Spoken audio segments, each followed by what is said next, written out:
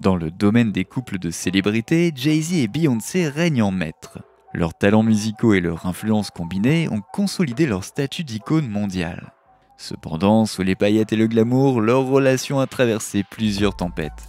Un problème particulièrement notable est apparu en 2015 lorsqu'un jeune rappeur nommé Ramir Satterthwaite a intenté une action en justice contre Jay-Z, affirmant être son fils biologique. La mère de Ramir, Wanda, aurait eu une liaison avec le rappeur dans les années 90 avant qu'il ne devienne célèbre. Malgré les affirmations persistantes de Ramir, Jay-Z a longtemps nié ces allégations et n'a pas encore effectué de test ADN, laissant la situation dans l'incertitude et la spéculation. Dans cette vidéo, nous allons nous pencher sur les détails de ce conflit de paternité présumé et allons faire la lumière sur la bataille en cours pour la reconnaissance de paternité. Salut à tous et bienvenue sur Vraie Histoire de Star, la chaîne YouTube qui dévoile la face cachée des célébrités. Aujourd'hui, nous plongeons dans l'univers de Jay-Z. Alors, si vous êtes nouveau sur la chaîne, n'oubliez pas de vous abonner et d'activer la cloche de notification pour ne manquer aucune de nos prochaines vidéos. La chronologie exacte de la relation entre Beyoncé et Jay-Z n'est pas très claire, mais on pense qu'elle a commencé entre 1997 et 2000. Détail intéressant, ils se sont rencontrés pour la première fois lorsque Beyoncé avait 18 ans, mais leur relation amoureuse n'a débuté que lorsqu'elle était âgée de 19 ans. Bien qu'ils aient été vus ensemble en public dès 2001, c'est en 2002 que les gens ont commencé à s'en rendre compte. Et c'est cette année-là que Beyoncé a participé au morceau de Jay-Z intitulé Three Bonnie and Clyde, incarnant Bonnie dans le clip vidéo qui l'accompagnait.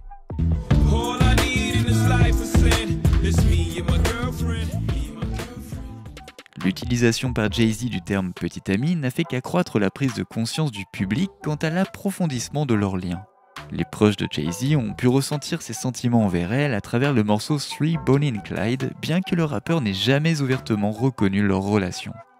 En avril 2003, il a déclaré publiquement qu'ils n'étaient que des amis, mais dès le mois de juin, Beyoncé a commencé à faire des allusions à leur relation dans sa musique.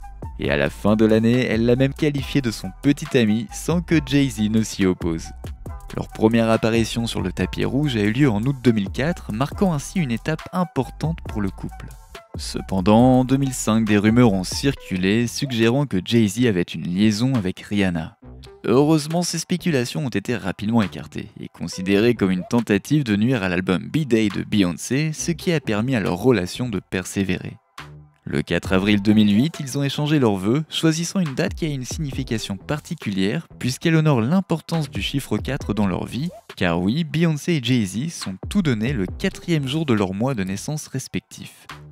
L'heureuse nouvelle de l'arrivée de leur premier enfant a été annoncée en août 2011 et Blue Ivy Carter est née le 7 janvier 2012. Depuis, le couple a embrassé la parentalité à bras ouverts et a accueilli des jumeaux, Sir et Remy, dans leur famille aimante. Jay-Z aborde son rôle de père avec le plus grand dévouement et le plus grand plaisir, tandis que l'engagement de Beyoncé en faveur de la discipline est évident, même si elle rejette la notion de châtiment corporel. Elle choisit plutôt d'engager des conversations réfléchies avec ses enfants, ce qui s'est avéré efficace pour favoriser leur croissance et leur développement. Décrite comme une équipe très soudée, la famille apprécie les liens étroits qui l'unissent et le temps qu'elle passe ensemble. C'est au cours de cette période que les Satterthwaite ont intenté une action en justice contre Jay-Z pour n'avoir pas produit de test de paternité et se sont déclarés surpris par le niveau d'attention que leurs revendications ont suscité lorsque l'action en justice a été divulguée aux médias.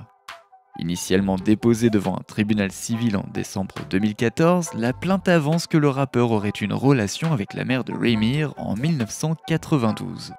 Cependant, le tribunal a rejeté l'affaire en raison d'allégations selon lesquelles Jay-Z et son avocat avaient fabriqué des informations trompeuses au cours de la procédure judiciaire.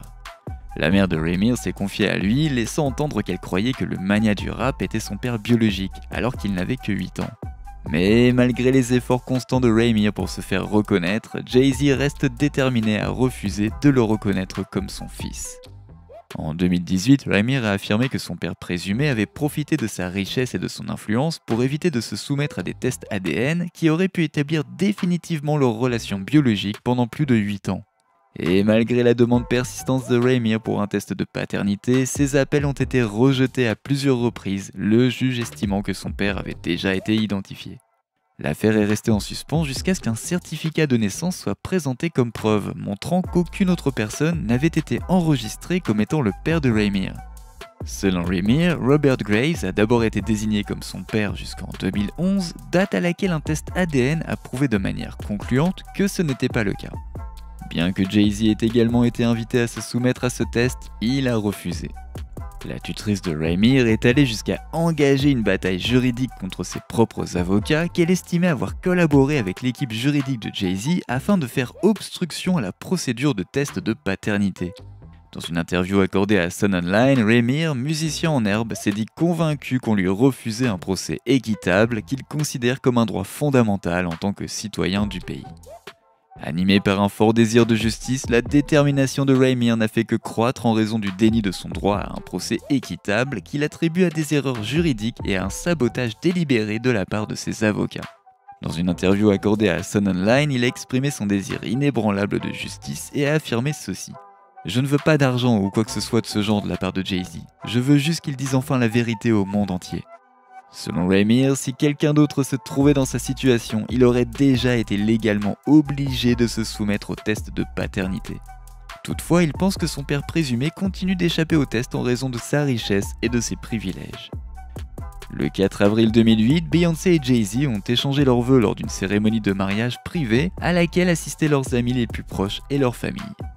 Leur relation s'est épanouie alors qu'ils poursuivaient tous deux leur carrière, consolidant ainsi leur statut de couple phare de l'industrie musicale, et l'impact de leur relation a été évident pour l'entourage de Jay-Z lorsqu'il a sorti son titre emblématique 3 Bonnie and Clyde. Mais malgré cette histoire d'amour célébrée à Hollywood, le passé de Jay-Z et ses problèmes d'infidélité ont continué à refaire surface. En 2011, il a été révélé qu'il était le père biologique d'un jeune garçon, initialement attribué à tort à un homme nommé Malik Saïd, mais dont un test ADN a ensuite confirmé qu'il s'agissait bien de l'enfant de Jay-Z. Cette révélation a eu lieu alors que Beyoncé était enceinte de leur premier enfant, ce qui a naturellement provoqué sa colère. Toutefois, selon le Daily Mail, elle a fini par accepter le passé de son mari. La situation de Remire fait écho au cas que l'on vient d'évoquer, mais le magnat du rap a malheureusement choisi de ne pas le reconnaître comme son fils. Jay-Z a également été confronté à des allégations fondées d'infidélité qui ont émergé en 2014. Certains internautes supposent que le refus de Jay-Z de se soumettre à un test de paternité dans le cas de Remire s'explique par sa crainte de voir Beyoncé mettre fin à leur relation. En réponse à l'infidélité de Jay-Z, Beyoncé a sorti un album contenant plusieurs chansons qui tournent autour d'une femme découvrant l'infidélité de son partenaire. Jay-Z a alors admis qu'il n'était pas vraiment surpris que sa femme ait choisi cette approche artistique pour exprimer sa vérité. Par ailleurs, le rappeur a utilisé sa musique pour aborder divers sujets, notamment la revendication de Remire comme étant son enfant. Dans sa chanson Heard About Us, il a fait allusion à cette affaire en établissant un parallèle avec Billie Jean, un classique de Michael Jackson dans lequel ce dernier réfutait les rumeurs selon lesquelles il aurait eu un enfant avec une fan obsédée par lui. Merci de nous avoir rejoints pour ce voyage un peu fou dans l'histoire inédite du prétendu fils abandonné de Jay-Z. Les complexités et les controverses entourant ce conflit de paternité ont tenu le monde en haleine pendant des années. Alors que la quête de justice de Remire se poursuit, son envie de connaître la vérité reste inflexible. Le refus de se soumettre à un test de paternité et les allégations de privilèges et d'évitement soulèvent d'importantes questions sur l'équité et la responsabilité. Nous espérons que cette vidéo vous aura permis de faire la lumière sur ce récit passionnant et qu'elle va susciter des discussions intéressantes. Et vous, pensez-vous que Jay-Z est le véritable père de Remire ? N'oubliez pas de laisser des commentaires pour partager avec nous votre avis et opinions sur toute cette histoire et peut-être nous apporter des idées neuves sur tout ça. N'oubliez pas de cliquer sur le bouton d'abonnement pour rester à jour sur toutes nos vidéos. À bientôt.